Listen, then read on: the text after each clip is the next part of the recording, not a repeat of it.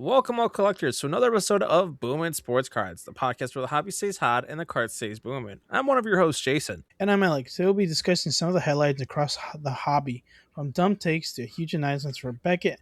Let's get right into it. Let's do it. So, we're going to start with a topic that really grinded our gears, like some may say.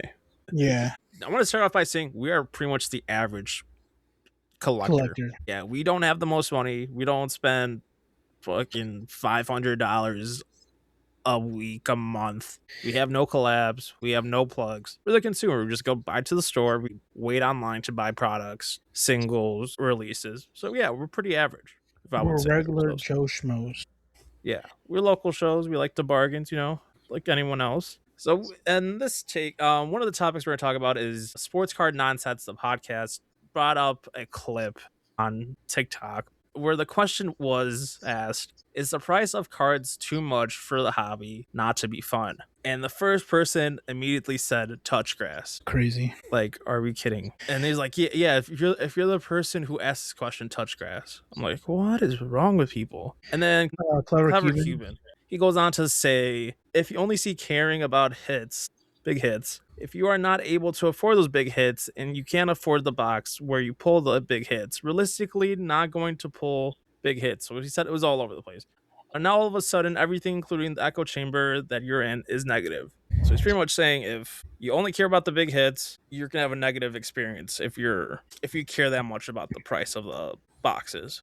There's two things for that. One, it's kind of true, but the second time, these are supposed to be fun. It's no longer.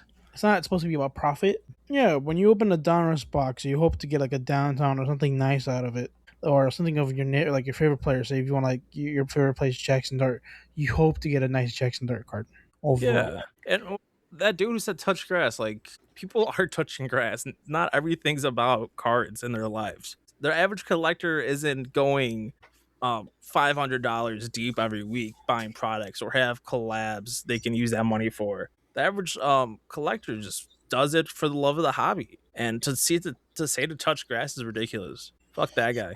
He has some class. I don't even know his fucking name. The average Joe Schmo has an 8 to 5, and at the 5, that's sometimes it's a 6 day thing, sometimes it's 5, and sometimes it's a 7 day week. People work a lot to the point where they gotta pay bills, they gotta pay their phone bills, houses, rent, mortgage, all that, whatever bills they have around, and if whatever money they have usually left around, they can use it for themselves, especially looking towards baseball cards, football cards. So yeah, the regular Joe Schmo is just working most of the majority of the time, but having a little bit of money to spend some on cards, that makes it go the way where, yeah, I hope the leftover money I have to buy on this box gives me something good. It's been a long week. I hope I get a nice card. Yeah, And yeah, Yeah, I agree. I mean, they're hard to find now. Boxes are hard to find. Slowly, they're becoming pretty much more wax junk than anything. yeah, But they're expensive.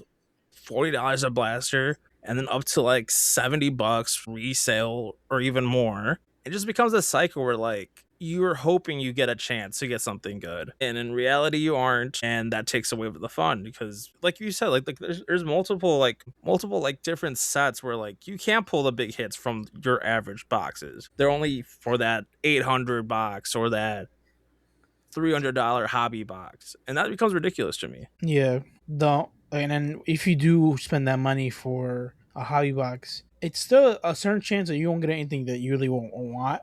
Like you get an autograph, you get a bunch of cards with it, and you might not want those cards or might not want the autograph. You're like, okay, I really wanted a different player, I wanted a different hit, but I wasted $300. But overall, the main goal is to have fun still, though. Yeah, I mean, it's just dumb to me. And the hobby is pretty much is built on opening wax. That drives the culture, creates new collectors, it creates memories. And by someone saying that to touch grass because they think the prices are taking fun of it is ridiculous. I mean, how are these kids gonna afford? Like, not every kid has hundreds of dollars in hand just to rip wax that they might get something good. And then the other thing is, not many kids have parents that would buy them wax. Oh yeah, Yeah, like yeah, you see these kids with like downtowns and everything. You have to assume that where they get it from is their parents. Like, yeah, my dad bought me these boxes, and he spent all the money, and I got the hits, and let me keep the cards. And then you got to think about the other half where these kids don't hardly have parents, or they don't have the money. These folks don't have the money to give their kids the money like that. They usually save up Christmas money, birthday money, or any type of money to buy a bunch of boxes and hoping to get something in general. With that take, you gotta be a little not disconnected, but like it's a word. Yeah, I agree. They're just connected. They're all of a sudden big shots in the community. They're influencers, and they think that their experience in the hobby is just like everyone else's. And if you think it's absurd that prices are that high, you are in the minority. You gotta look at it differently. Am I gonna spend $67 on the box, or am I gonna spend $60 on gas? You gotta pick one. Yeah, The way the economy is right now, it's hard for people to choose between gas and like cards. Saying that cards are not high to the point where like you gotta make a decision on what you want to get during the week. Like, all right, cool. If I buy this, I can't buy boxes for the rest of the month. Or if I can't buy this, I can't buy the other thing I really want. definitely. Yeah, that's what I shied away from the hobby a lot when I was a kid because those prices were high back then to me. At the end of the day, they're wax. They're cards that to the average person they don't have that hold that much value. So for like when I asked my parents when I was I don't know like 10 years old to be like $30 for a cardboard. If you look at it that way, yeah, it's ridiculous. But at the end of the day, it just has to be affordable. I mean, a 12-year-old kid should be able to walk in a shop, buy a product, and feel excited without like needing a spreadsheet to justify that purchase at the end of the day. Yeah, especially regular shops. Those really kill with the overpricing. When we had the Topps Chrome basketball come out, mega boxes were about $100, which was crazy because they're originally like $75. Yeah, like yeah, the hobby shops aren't even helping. I know there's like one, I think it's the Burbank location in California. They actually put retail price on day of release, which is very good. If you're there the day of release, you should have the fair price. Sure, maybe like the next day will go up, but make it affordable at least for a day. Also, I don't know if you know what Burbank does. Also, they also had the initiative to work with Jeff Wilson. They're the first hobby shop to not resell or not well sell hobby boxes with the label off or little like little plastic, so people can't resell the hobby boxes. So they're making it harder for resellers, scalpers to resell those packages or resell those hobby boxes for a certain amount of prices. Right now, which is also nice to hear like they do. That's awesome. Yeah, because yeah, there's real collectors out there, and people like Clever Cuban and this dumb podcast of I don't even know their name, Sports Card Nonsense. They're promoting people just to keep spending money, feed into a multi-billion-dollar industry without care. And the average collector they can't do that. They're doing it for fun. They're doing it for memories. There's a lot of dad and son duels out there that do it for the experience, and the prices of these wax are getting ridiculous, and that drives people away from the hobby. And at the end of the day, Tops will get all the money they want. Panini will get all them on, and these people who put out this message will get even more money. So at the end of the day, it's just dumb to me. The last thing I'll say on this is that the whole argument somebody's gonna make is that just don't buy the boxes if you can't afford it. Well, I want to have fun too. Yeah, Come on, yeah. just think about it. Think about it as a different perspective. If somebody tells you not to buy something because they're calling you broke or the things are rising up in prices, it's not really fair. I agree that guy saying touch grass is pretty much saying you are broke if you think prices are high. So fuck that guy at the end of the day. All right. Okay.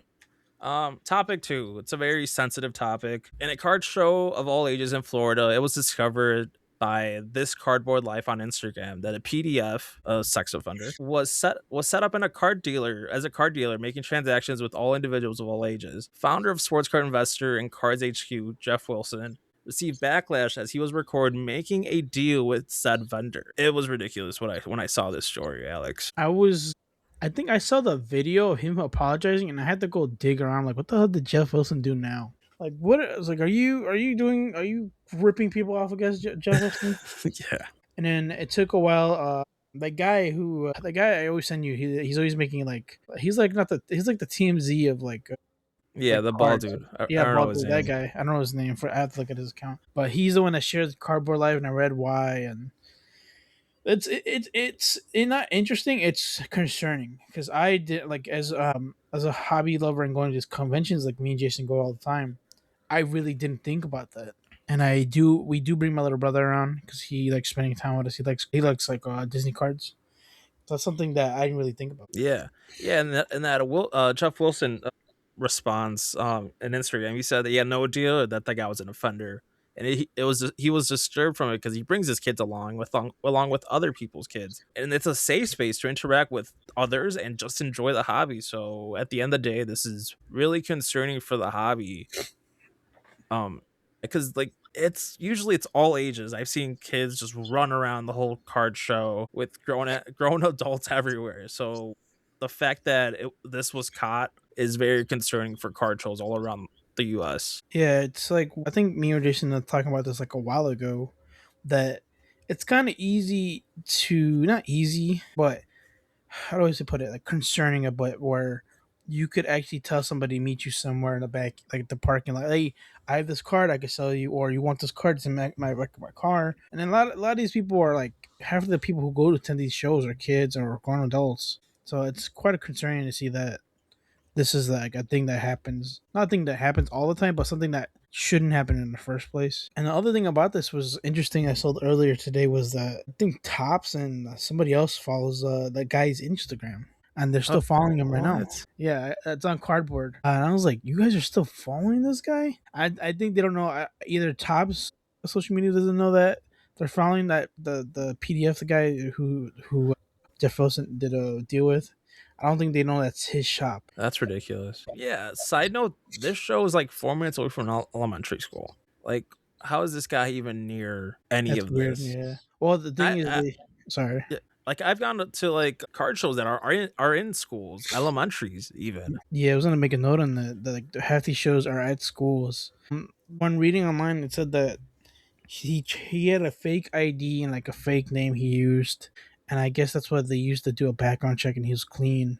And then I guess the way he got caught was through Jeff Wilson's like video when he was doing a deal. And I was like holy crap. That's so dumb. Yeah, so like these card shows got to do more than just take the money from these promoters got to just do more. I mean, they just get the money for the person who wants to set up a table, get the money from the person who wants to go and buy cards at the card show. They just got to do more.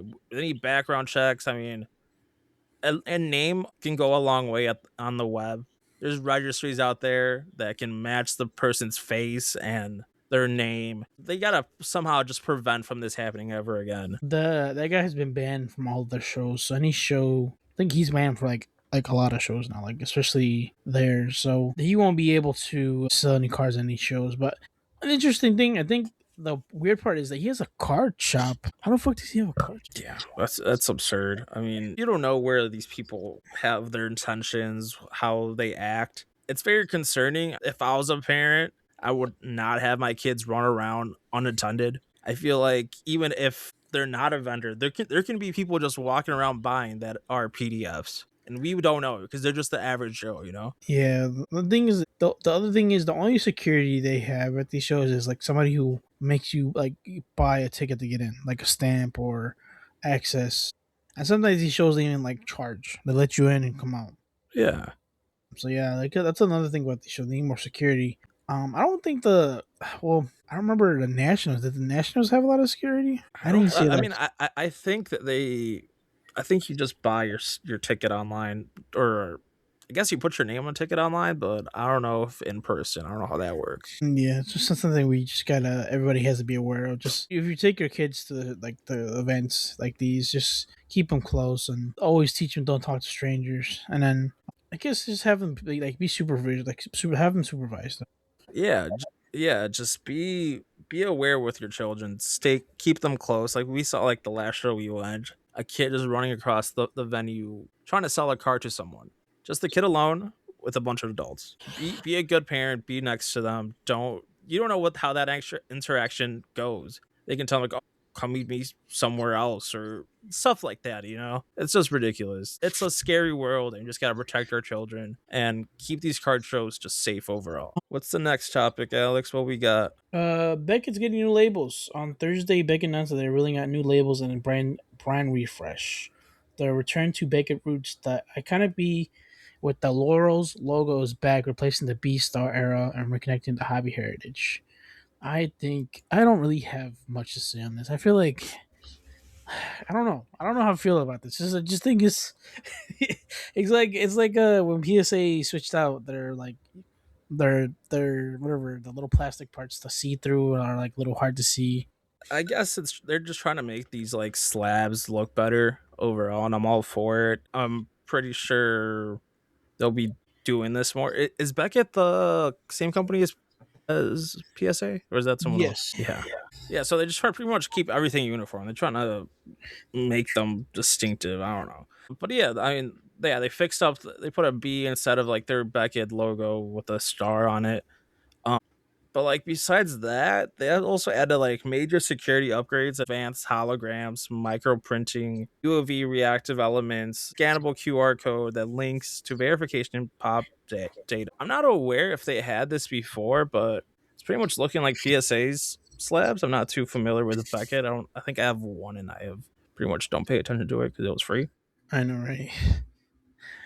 But like these back labels look pretty cool. I mean, anything to get the authentication and have data on that card, I'm all for. The more data, the better when you're trying to buy, sell. So you Beckett for that. You Beckett. With the stuff with Beckett, do you think? Because I was looking at over the last couple of days, been looking at like Beckett cards, and the only thing I've heard about the Beckett cards is that their authentication systems is pretty good. And I wanted to buy an autograph card, but how well do you think these guys are good at authenticating these cards? I think they've been around for so long that they should be pretty good now. I haven't heard. I'm pretty sure Beckett's the most strict out of all these grading companies. So people often just shy away because they're gonna get bids and like they grade corners, centering, edges, all that. But for like autographs and stuff like that, I think they do a pretty good job. I've not heard anything bad from Beckett, and they just like fix up their label as well. They have new two-step verification system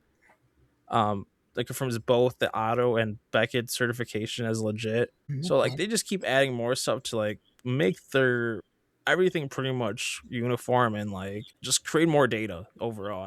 I like that Beckett's doing this. Making it accessible to, which is kind of nice. It says that they made a cleaner, collectible first label designs, larger grades, improved layouts, unified subgrades, auto details, and thicker stocks to eliminate label movement, which is kind of nice because I do fear the label movements where they're shaking in the little water slabs. Also, it says we put the layout on structured grids, introduce proprietary condensed typeface fitting more details collectors care about onto every label, which making a design far harder to replicate. Which is nice because I feel like all I've been hearing lately is that there's a lot of counterfeit like slabs going around right now, which is kind of nice to see that they're cracking down on that. Yeah, they combined all in in one pretty much strip on top of their slabs, just like PSA does. So it looks better because sometimes they have like the 9 and then the 10 for the autograph or something like that, which is can be confusing, but like having them all just in one single strip, you get the corners, you get the name of the card, the grade, the verification code. It'll look pretty nice. I'm all for making slabs look better because there's some pretty ugly slabs out there for sure. Got you. Yeah, I'm looking at the picture sharing showed with the two baseball autos. That looks much better than the what a previous. That looks real nice. For autograph cards, we replaced the separate auto chip by integrating the destination directly into the label right beneath the main grade, creating a more unified, consistent look from item to item, which is not that bad. That is not bad at all. Does they say authenticated on there? Because I can't really see it. Which part? This one, the picture with the two autos. Auto 10. That's kind of Yeah, yeah. sick. Because you remember last time they used to have like two little squares that was like on the top Oh, of it yeah. where it Ugh. had like 9.5 for the condition, 10 on the auto. So like this looks pretty cool. I mean, it's Yeah, it's pretty more unified. distinctive. You can see where it says auto, where it says gem mint. I like this. Do you think do you think people are gonna like how do I say this? Like do you think people are gonna care about this like versus the old design? But like I really prefer the 10 out of 10 one instead of this. Do you think people are gonna buy that or they're gonna buy the new stuff? I don't think they'll care that much. It's not a huge difference. I'll just mean your card's older. I mean, overall, if the card has the same grade, I don't think it'll make a difference between the two different slabs. Gotcha. So that's a W for Beckett right there. I like it. How's your affordability? I've never done Beckett. How's that compared to PSA? I know they're stricter. People like sometimes shy away from it, but if you have that black label 10, people will spend double the amount sometimes for a PSA card. I think it matters $17 a card, which it doesn't sound bad It doesn't. versus to 20 and 25 bucks. I think it's 17 last time I checked. And then you have to add the insurance on and the shipping. It's better to because it divides the shipping for like all cards. So you send like one card, you're gonna be sending like you're gonna have like a $60 bill for one card. That's the insurance, Mm. the card, and but the automation for Beckett is kind of terrible. My dad sent a Ken Griffey 1 out of 10 patch a couple of months ago or like a month ago, and he said he never got the notification that they were sending one out, and it just randomly showed up to his door, and he got an 8.5 on. It. He was mad, Oh, that's brutal. and what do you call it? I feel He like their was slabs are a little bit thicker too. I have a Cooper flag and it's pretty thick compared to a PSA slab. they are pretty thick. I prefer like the stackables because PSA stacks. Like, if you look at it, if you put Mm-hmm. them all together, I have not looked at Beckett's what do you call it? Like how much they like interact with each other. Yeah, it goes from $15 to $18 for a base for 75 days of turnaround.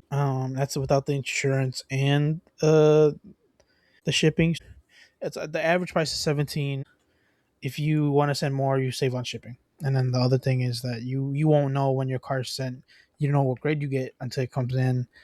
So it's not less automated than PSA. So Yeah, I wonder if they improve that now because it hasn't been long that PSA bought Beckett. So I feel like they're gonna keep innovating how like this grading system works with Beckett. I'll be interested. Because it's kind of cool. Like their slabs aren't ugly. There's so many ugly slabs out there. I like the gold like strip of paper what says the name and like all the other information on the card. So they're not an ugly slab. If they can slim them down like PSAs, I'll be intrigued. I'll be grading with them if they could keep improving these slabs. yeah, if they have better automation like PSA, yeah, I'll start sending it over. Definitely. All right, so now let's move on to collector's corner. So we have so many products coming out, a lot of cards everywhere. Murakami's coming out, JJ Witherholt, all these different rookies coming out. So that means we get a bunch of players on our radar that we want to buy and we can't afford Yeah, mostly. I'll start first. So this week I was looking at Drake May X Factors. I want to Trickman. start collecting them all.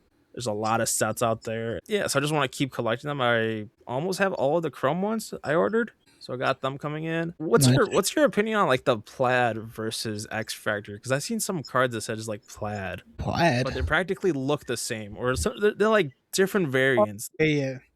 The I thing is, don't know. people, you know how plaid is like it's like plaid pajamas. You like squares on them. Yeah, or like checkered. I've seen like stuff like that in like titles. Like that's what people see. Like you when you look at an X Factor, you see a checkerboard, and if you look at it, so I have an X Factor right now. I have like a pack right next to me, like Spencer Dinwiddie. It looks like a checkerboard. The plaid is squared. Plaid is squared. Looks like plaid They all pajamas. look the same to me. Then the reason they're called X Factors because there's diagonal lines that make an X inside Mm, the extractor, and that's why they're called extractors. And then the reason they have variations is like refractor, sepia refractor, and then you got an X fractor because there's a bunch of X's in that diamond shape. gotcha. W ball knowledge. Yeah, so That'd be I don't know if I'm gonna get all those. I might just stick to X Factors. I gotta figure that out. Another player I'm looking at just Jackson Dart and like Cam Ward. They're Chrome cards. I was looking at a Ray Wave of Cam Ward before I hopped on the podcast. Not bad. $13 for a Ray Wave. But And it looks pretty cool because like the colors pop off of it of Cam Ward. So I was thinking about getting that. Other guy, big Patriots guy, and I don't have any Gronk cards. I'm like, what am I doing? wow, That dude's the best tight end in the ever in the league, in my opinion. Better than Kelsey. Tony he's G is definitely a pretty close one, but like I love Gronk. So I need to get his rookie card or like some cool like short print. I need to get more. Gronk. What you got, Alex? Anything cool you want Um, to pick up? man, I've been so I just picked up. Well, I text Jason Monday, Tuesday, telling him like, "Hey, do you want a Jalen Brunson rookie card?" And he's like, "Yeah."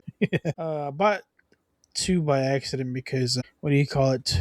I saw a deal for the Prism one and the base card, and I was like, "Fuck! Why didn't I buy the one single one? It's just cheaper." So Jason's getting a Jalen Brunson rookie card soon. Right, whenever it comes in, and then I'll hand it off to him. So W. picked up more Caleb cards. Like picked up the contenders one, the draft ones, where like it tells you what draft class he's in, what pick he was. I bought the regular one. I bought the red one. They're like both like $3, $4. And then I picked up an Allen Ginter Caleb Williams football. You ever seen those little cards that come in the Allen Ginter? Yeah, those are pretty dope. Bought Caleb one for $7 or like $5. Not bad. And oh yeah, me and just finally got my Braden Montgomery auto. Let's go. Let's go. I just hope that he gets called up soon and he does crazy things. Let's not rush him now. Let's make him be great eventually. Let We him can be wait. great. We can wait. He has big power. The White Sox are rolling. We're doing pretty good. Picked up another Lamine Yamal card. Just came in today. Bought his base, the stadium card. Man, his cards are going crazy, man. I wish I'd have bought them like freaking like last year or something because they're expensive. Not expensive. It's just that prices are overinflated right now, and I was looking at the market on like one of his cards. I'm like, oh, this card was half this price like 6 months ago. And I would have bought this. This would have been like a nice card. Jason's card, he bought it for $100. Now it's $400, right, Jason? Yeah, that pretty much this is the peak. I don't know if it's gonna get. It might get bigger, to be honest. The market of his, because the World Cup's coming around. Starts in what, June 11th. Yep. So they might go even up more. I might think about selling it, to be honest. Maybe get like a Jordan or like something, one of these legends grading, something more safe because Lamine Yamal's market can fall dramatically after the World Cup, or you can go Um, higher. I mean, who knows? He might win it all. Spain's got a good team. I wish I had more money. And I was looking at, I was saying earlier about the Beckett stuff because his autograph on a rookie card, because this is on card and it's like it's authenticated. I was like, it's only $400 for this, and Well, like that's an not auto bad. card. I was like, and this is authenticated. I'm like, if I buy this, will this have value in the next 5 years or 10? Part of me is like, okay, if I save the money up, I could buy it and just like be happy with that. I mean, he's only 18, so like he can go either crazy or he can fall off fast. It's tricky. But yeah, but look Those at are that. dope cards. Those are some dope players, Alex. Any experiences? Anything you any bad experience? Anything good going on Um, for you in the hobby? text Jason the other day saying that there's a drought going on. Well, it was retail drought. And I was like a week ago. Now it's probably not droughting now. If I go to the store, I'll probably see a bunch of Bowman stuff and like Bowman blasters and all that. Like just new product that's out. Because it takes it took a week, maybe a week and a couple days to like refill on stuff. Because man, lately Target, Walmart, all my stores near me are like drought. There's like all crappy cards. I'm like, I don't want to buy this. I almost bought a Sage Box, but I was not gonna buy that. I did not want to. I didn't want a crappy auto No. of the college player. I don't know who it is. Yeah. Don't do Sage. Stick with you. What you know. Stick with what you know, buddy. Yeah. There's so many releases coming out. We got Bowman came out like what today, Yeah, and then you got Hoops NBA Hoops coming out tomorrow. Then you got Topps Series 2 baseball coming out Friday. Jason pre-ordered by the way. I pre-ordered chat. Can I get 3 hits in a row? Who knows? Damn it, Hopefully, I Jason. don't get an autograph that's a bomb, or I will. No, yeah, But yeah, Jason got that. Kind of jealous. I know. I'm just waiting for the FaceTime call the day he gets it. And I just want to decline it and move like. And he's like, "Chat, is this good?" And then like be Murakami's autograph. I'm like, uh, Jason, just stop running in my face, all right? I'm gonna FaceTime to be like a Matt Chapman auto and be like, bro, Matt Chapman, no. And they're doing terrible right now. The Giants are doing so terrible right now. So I I think couldn't care less about them. the only Fuck person them. that's gonna buy that Matt Chapman card is Matt Chapman himself. Yeah, I'll buy my own auto off you. yeah, no, fuck that guy. Hopefully, I get something good. I know All Kings is probably hard to top. I'll take a home field. There's a bunch of good players coming out in home field, so I'll take one of those. Get a home field of Murakami to be crazy. That would be insane. I don't know if I sell that. You have to keep it because But like the market's so high right now, where like if I save that money, I can probably buy it later. But like, you're not wrong. It could be like the Jack O'Gillens thing, and you sold it for 800. Now it's like I think less now, right? Because he's not I doing have well. not looked. I'm scared to look. It's like, yeah, I sold it for 800. It might even be more, but he hasn't done well this season so far. So All Kings card. It's a dope card. When I was holding it, it's such a like clean card, and like the edges are round. Nothing like you ever seen before, like in like your normal card. No, it's $900. Not bad. You're only off Okay, by $100. okay, that's Last fine. average price is 900. The last week, this week, one sold for. Let's see, last. They're all going for yeah. Two sold for 1,000, but after those two, it sold for 800 and like one left 900. It's not bad. It's not bad at That's all. fine. I mean, mine had like whitening on the top and bottom, so that probably takes it a bit too. Yeah, I think if you think about it, you didn't really lose a lot, in my opinion. Yeah. So W. W. Any more W's in my life? Because opening these blasters just suck. At the end of the day. And So Jason told me like Bowman Blasters 35. Like, I really want more cards in my room. yeah, probably pull a bunch of junk. Nothing for the PC. Nothing for the PC. A bunch of Matt Chapmans in there. So yeah. So W experience. So my experience, I've been opening a lot of World Cup stickers. So there's like W's. these stickers books that comes out every World Cup. I've been obsessed for the last like 4 World Cups, and now I have adult money, so I'm spending adult money on stickers and trying to collect them all. It's over like 900 stickers, but like it's the grind, you know. Probably won't finish it, but The way he says it sounds so bad. I have adult money now, and no one can tell me what to do. And now I yeah, can like how many stickers I want now. it used to be cheaper at the last couple of years. Last couple of years, it used to be like $1 a pack. Now it's $2 a pack. It's more stickers in the pack, so How I much can is the justify pack? it. It's $2. Next time you see a pack, let me know. I want to buy one. I Oh saw no. a Lamine Mall card go for like $100 sticker. Yeah, dude. I opened one with my parents, and I got a blue border. So like they had like different borders, like the red. I think the Amazon ones that are coming out are orange. They have all these different borders, and the one I got is a blue border Messi. That's nice. And that card is worth $80. A little sticker is worth $80 because it's messy. How does the rarity work? Like, does it tell you like what the rarity is, or like? It's just the borders. Like I think red. I know there's one of one stickers as well. What the There are fuck? black borders and just has one of one. And those sell for thousands of dollars. I know the Mbappe was just pulled. So like I'm trying to open more packs. Not gonna lie, I ordered a box of 50 packs. Let me buy a pack off you, Jason. If I go to the store, yes, I'm not touching that. I'm opening all those 50 packs because they're coming from Amazon. It's $100 a box. I have problems, chat. Chat, like, let me no, just like give you $50 and we can just open stickers together. Yeah, let me know when you get one of those. I would like to have a sticker of Messi or something.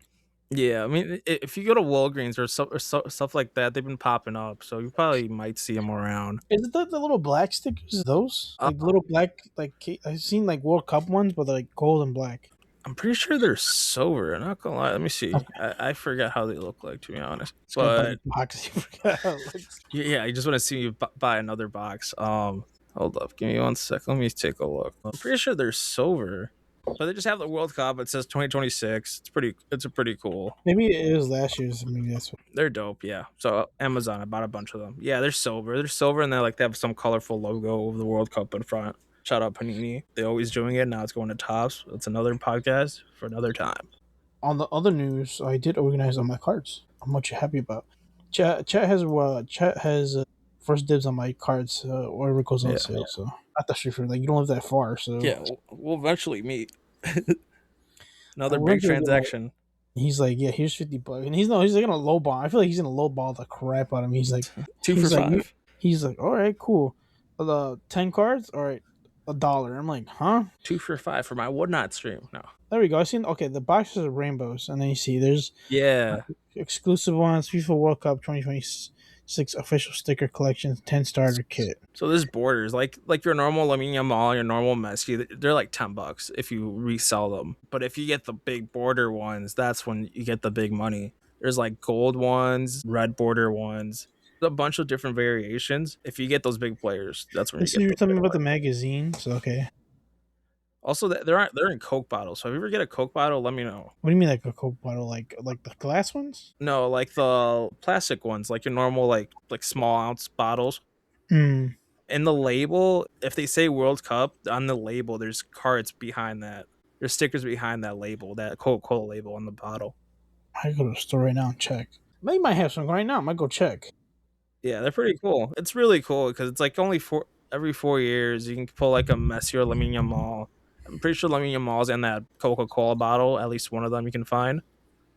It's not the most expensive one, but it's Lamine Yamal, so it's kind of cool. Um, there's a thing called Panini Authentic Hologram Lookup. Those hologram stickers. I don't know about that. I don't think I've seen like I know there's a bunch of like cool variations of like the actual cup. I see that there's the 25, and then there's like the $5 one, but I might get around to that. But yeah, oh yeah, saying organize my Coke card collection. I will be selling everything. Jason gets first dibs. So if you do wonder why I canceled your order, it's Jason's fault. Yes, sir. The organization. All right, that's gonna do for today's episode of Boomin Sports Cards. If you enjoyed the show, make sure to give us a follow on all social wherever you enjoy podcasts. Stay ripping, stay collecting, and remember the hobby's always booming. We'll catch you next time. See ya.